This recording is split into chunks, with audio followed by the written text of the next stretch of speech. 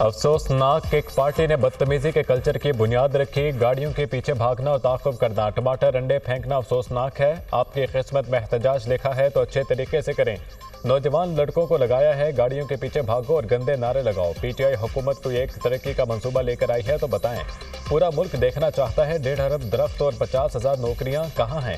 پاکستان اور امریکہ کے تعلقات اچھے رہنے چاہیے، انہیں اور بہتر ہونے کی ضرورت ہے۔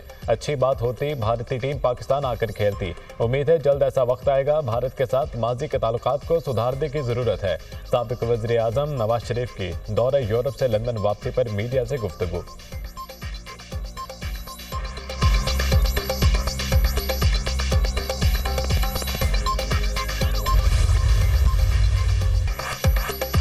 پاکستان کا عالمی برادری سے ماحولیاتی تبدیلیوں سے نمٹنے کے لیے خصوصی فنڈز مختص کرنے کا مطالبہ۔ ترقی پذیر ملکوں کو 2030 تک $6,800 ارب درکار ہیں۔ ہمیں ماحولیاتی تبدیلیوں جیسے چیلنجز کا سامنا ہے۔ ترقی یافتہ ملکوں کو موسمیاتی تبدیلیوں سے نمٹنے کے لیے آگے آنا ہوگا۔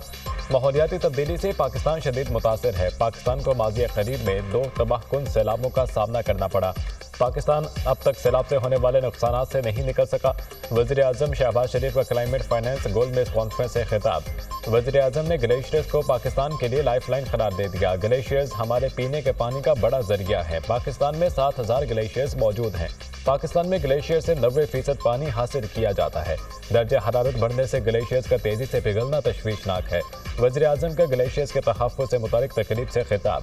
شہباز شریف کی ڈنمارک کی وزیر اعظم سے ملاقات، اقتصادی تعلقات کو وسعت دینے کی ضرورت پر زور۔ شہباز شریف جمہوریہ چیک کے وزیر اعظم سے بھی ملے۔ چیک کمپنیوں کو توانائی، ٹیکنالوجی، مینوفیکچرنگ میں سرمایہ کاری کی دعوت۔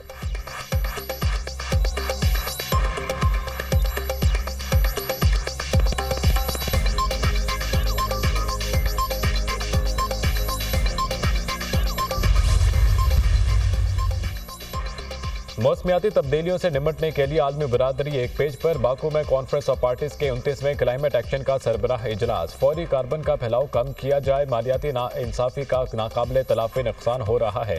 2024 میں گرم ترین دن اور گرم ترین مہینے ریکارڈ کیے گئے۔ ماحول کو صاف رکھنے کے لیے بڑی طاقتوں کی بڑی ذمہ داری ہے۔ ناانصافی یہ ہے امیر ممالک مسائل پیدا کریں اور غریب ملک ادائیگی کریں۔ سیکرٹری جنرل اقوام متحدہ اینٹونیو گوتریس کا خطاب۔ موسمیاتی تبدیلیوں کے چیلنج سے مل کر نمٹنا ہوگا۔ موسمیاتی تبدیلی سے درجہ حرارت میں اضافہ ہوا ہے۔ تاجک صدر، زائد کاربن کے اخراج والے ملک ماحولیاتی چیلنج کے ذمہ دار ہیں۔ یہی ملک اب آگے بڑھیں، کرگس صدر کا مطالبہ۔ پاکستان کی میزبانی میں باکو میں کلائمیٹ فائنانس گول میز کانفرنس کا انعقاد، وزیر اعظم نے صدارت کی۔ شہباز شریف کا عالمی رہنماؤں کے ہمراہ گروپ فوٹو۔ وزیر اعظم نے ترک صدر طیب اردوان اور عالمی رہنماؤں سے مصافحہ کیا۔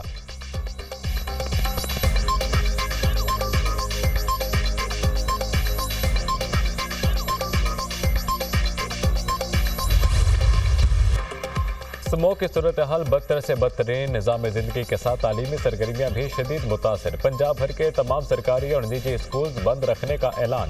اسکول 17 نومبر تک بند رہیں گے۔ تعلیمی ادارے بند کرنا مجبوری ہے۔ بچوں کو مہلک اثرات سے بچانے کے لیے انتہائی فیصلہ کرنا پڑا۔ حکومت بچوں اور عوام کی حفاظت کے لیے اقدامات کر رہی ہے۔ عوام تعاون کریں، وزیر تعلیم پنجاب رانا سکندر حیات کی اپیل۔ پنجاب کے 4 اضلاع میں دفاتر کے 50% عملے کو آن لائن کام پر منتقل کرنے کا حکم۔ دفاتر میں صرف 50% سٹاف کو بلایا جائے، 50% سٹاف گھروں سے کام کرنے کا پابند ہوگا۔ مختلف محکموں کے درمیان میٹنگز بھی آن لائن کرنی ہوں گی۔ فیصلے کا اطلاق تمام سرکاری، نیم سرکاری، خود مختار اداروں پر ہوگا۔ ڈی جی ماحولیات پنجاب کا مراسلہ جاری۔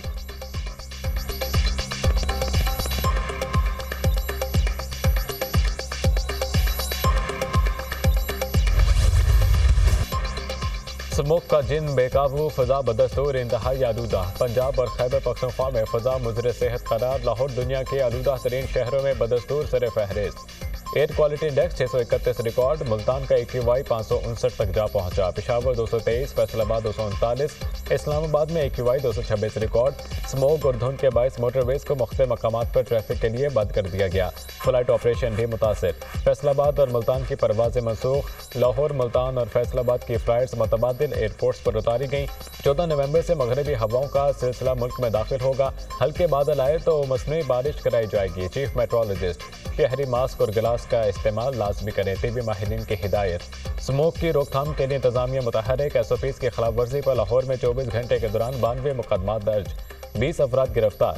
زیادہ دھواں چھوڑنے والے 7085 گاڑیوں کے چلان، 681 کو بند کر دیا گیا۔ ترجمان Punjab police.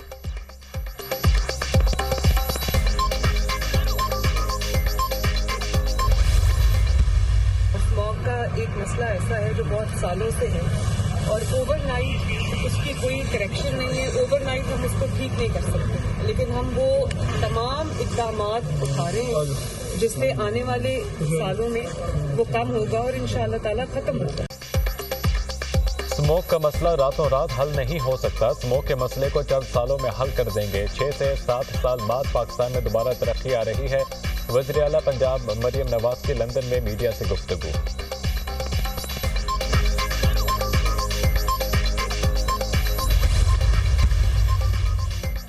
Lahore high court نے حکومت کو اسموگ سے نمٹنے کے لیے 10 سالہ پالیسی بنانے کی تجویز دے دی۔ پنجاب حکومت کے کاموں کی تعریف۔ حکومت نے سابق حکومتوں سے اچھے کام کیے ہیں، پالیسی اچھی ہے، باقی اضلاع میں بھی عمل درآمد کروائیں۔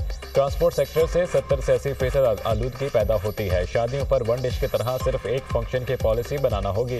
معاشرتی تقسیم میں بھی کمی ہوگی۔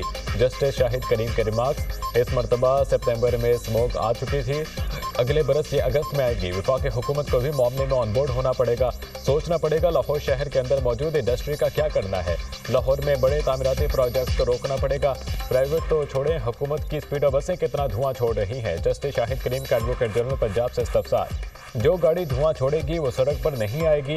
اگلے سال نومبر اور دسمبر میں شادی ہالز بند ہوں گے، شہریوں سے کہیں گے ان 2 ماہ میں شادیاں نہ رکھیں۔ ایڈوکیٹ جنرل پنجاب کا جواب۔ تاجروں کے وکیل کی رات 10 بجے تک دکانیں کھولنے کی اپیل۔ پوری دنیا میں دکانیں شام 5 بجے بند ہو جاتی ہیں، یہاں لوگوں کو رات دیر تک گھومنے کی عادت ہے۔ عدالت کے ریمارکس۔ اسموگ کے تدارک کے لیے دائر درخواستوں پر سماعت 16 نومبر تک ملتوی۔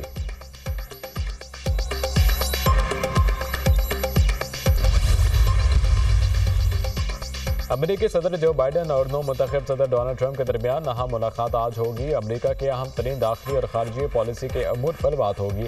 بائیڈن ٹرمپ سے ملاقات میں یوکرین کو تنہا نہ چھوڑنے پر زور دیں گے۔ صدر منتخب ہونے کے بعد ڈونلڈ ٹرمپ کو عدالتی ریلیف بھی ملنا شروع ہو گیا۔ نیو یارک ریاست کے جج نے استغاثہ کی درخواست پر ٹرمپ ہش منی فوجداری کیس کی کارروائی روک دی۔ ٹرمپ پر اداکاروں کو رقم دینے سمیت مالی لین دین کے 34 الزامات کا سامنا ہے۔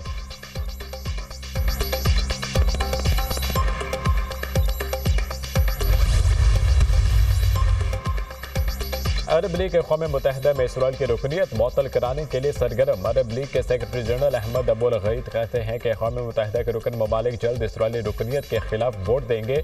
ووٹنگ کے بعد اسرائیل کی رکنیت معطل ہو جائے گی۔ سعودی وزیر خارجہ شہزادہ فیصل بن فرحان نے کہا، غزہ لبنان میں صہیونی ظلم و جبر نے اقوام عالم کو اسرائیل سے متنفر کر دیا ہے۔ بیشتر ممالک سے اسرائیلی رکنیت کے خلاف اتفاق رائے ہو چکا، جلد منصوبے کو عملی جامہ پہنایا جائے گا۔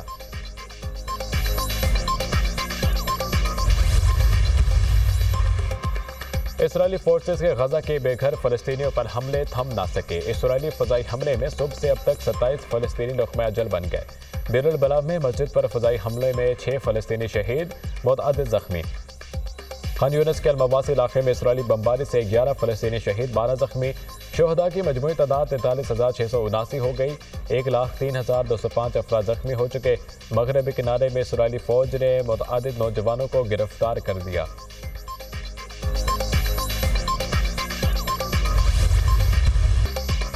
لبنانی صوبے ماؤنٹ میں اسرائیل کا بڑا فضائی حملہ، 7 بچوں سمیت 23 شہری لقمہ اجل بن گئے۔ مشغر اور سمحر میں بمباری، 4 افراد شہید، 7 زخمی۔ لبنان وزارت صحت کے مطابق شہادتوں میں اضافے کا خدشہ، لبنان میں شہداء کی تعداد 3,186 ہو گئی۔ اسرائیلی فوج کا لبنان میں حزب اللہ کے متعدد مراکز کو نشانہ بنانے کا دعویٰ، کہا عسکری اور آپریشنل اپارٹمنٹ اور اسلحے کے ڈپو کو نشانہ بنایا گیا۔